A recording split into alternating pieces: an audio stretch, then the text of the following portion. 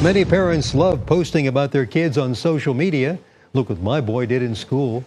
But it can go too far. For this week's Positive Parenting, Daybreak's Kyle Alexander shares some things to consider before putting your kids in all those posts.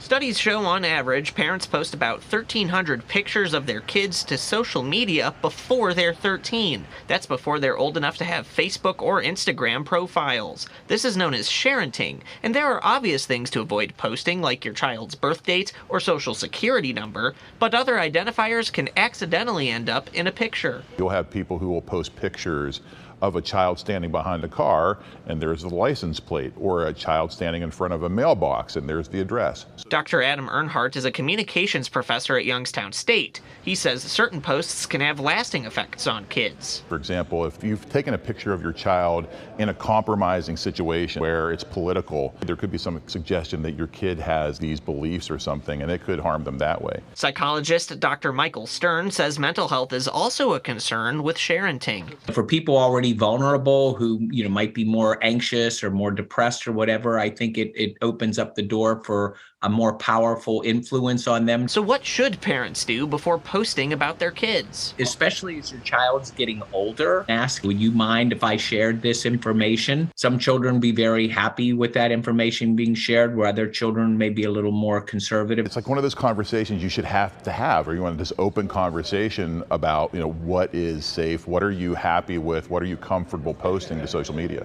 For anyone co-parenting, Earnhardt says it's best to have these conversations as soon as possible. It can make a plan for differing opinions on social media posting. Also, if your child doesn't like something you post, you can always delete it. With this week's Positive Parenting Report, I'm Kyle Alexander.